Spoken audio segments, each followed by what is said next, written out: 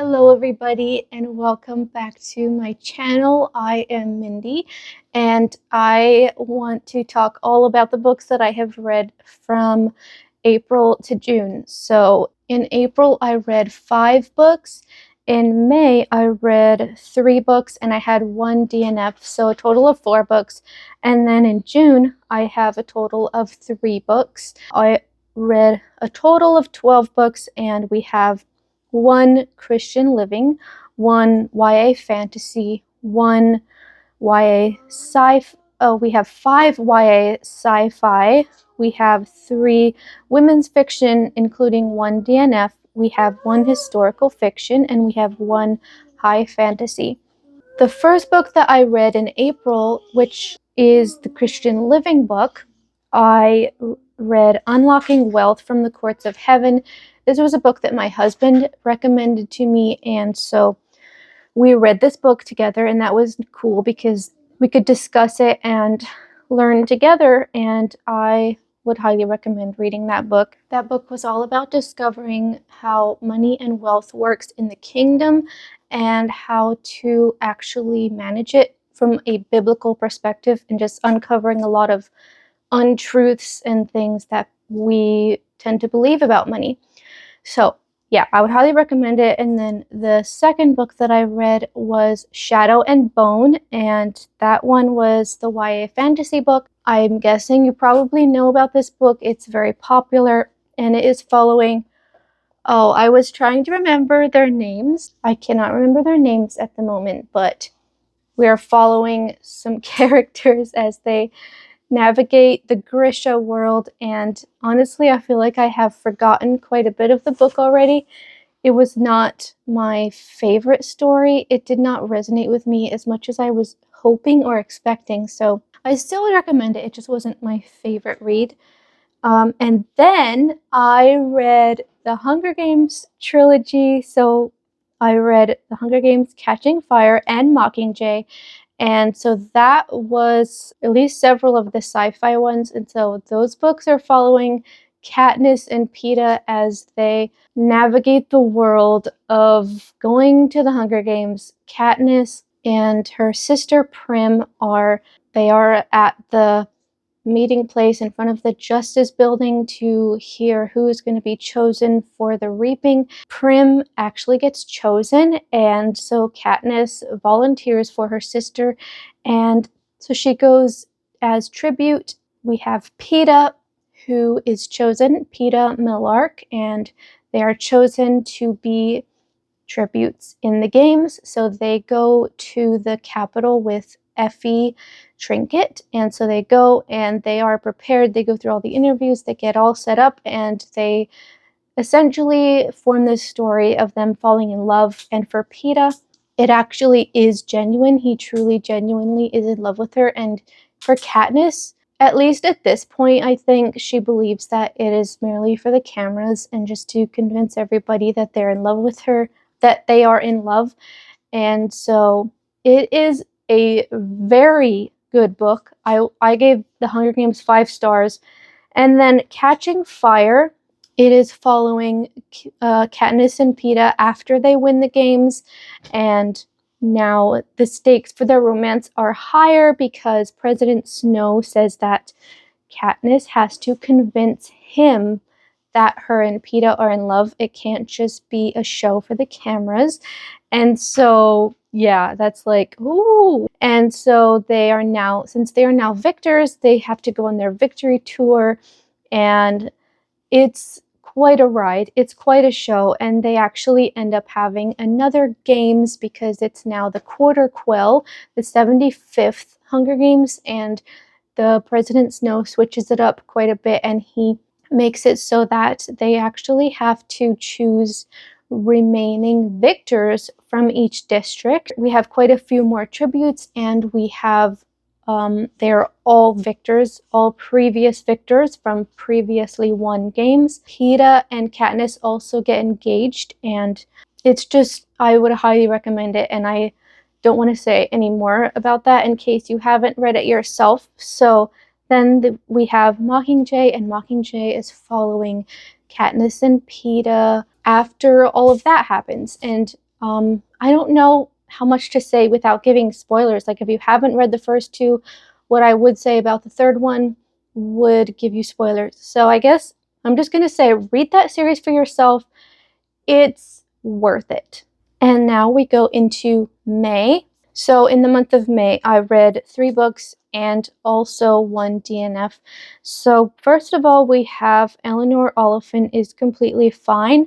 I did not end up rating this book because I think that what I learned from the month of May is that the genre of books that I was choosing, which is like women's fiction and historical fiction, is not my favorite. Now, I can enjoy a good fiction book or a good historical fiction book, but these books in particular did not hit for me. So Eleanor Oliphant is Completely Fine is following Eleanor as she has come from an extremely wounded, traumatic past, like in an insane way. And so we just follow her as she navigates life, and basically she lives completely alone, like absolutely no contact with the outside world. She does have a job, but even her coworkers, like, she doesn't interact with them. They all think she's weird, and she's just like very hurting. And she meets a coworker, Raymond, and he is just like a very friendly person who cares about people. He's actually such a heartwarming character. He helps her to find her way as she opens her heart and learns how to be more open and caring about other people. And by the end, like, it truly is a heartwarming story, and it's a good book. But I personally just didn't know how to rate it, so I didn't rate that book. And then I read The Names, and The Names was about Cora, I believe was the mom's name, and she has a husband who is abusive and controlling and domineering. He wants her to name their son after him, and his name is Gordon. And so she goes to name their baby, and they do have an older sister named Maya, I believe is her name. And so they go to name the baby at the place where you name babies. Maya wants, it follows 3 separate timelines. So we go through when Cora is at the place to name the baby. She has a choice to what she's going to do. Is she going to do what her husband wants, or is she going to do what she wants? And so it follows 3 different timelines, where in one timeline she names the baby Bear, which is what the sister Maya wanted to name the baby. And then in another timeline, I cannot remember the name that they named the baby, but it's a different name. And then in the third timeline, we follow if she had named the baby Gordon. And so it's just following like what would happen in each scenario if she had named the baby a different name. And it was a very fascinating concept, very interesting, but I didn't personally enjoy it that much. It did not meet my expectations, and I ended up not rating it as well.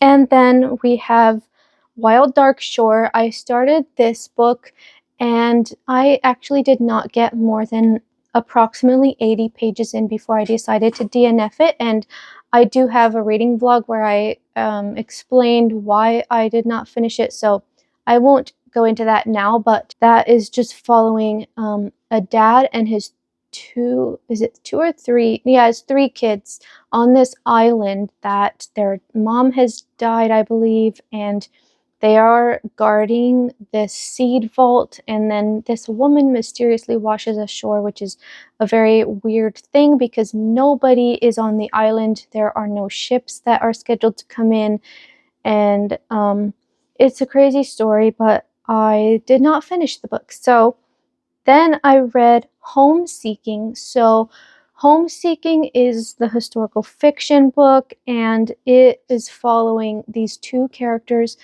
I remember their names as Howard and Sue. I cannot remember their Chinese names. So they are a couple who falls in love as kids and teenagers, and then Howard's brother gets enlisted in the military, I believe. And so Howard decides that he is going to save the family reputation by volunteering in place of his brother. And that just takes him away from his family, away from Sue, and it's a very heart-wrenching decision. And they also had a quarrel before that, and they had kind of had a falling out, but they were still in love. And then it just follows them as they navigate life during the next couple of decades, and then they meet again when they are like 60 or something like that.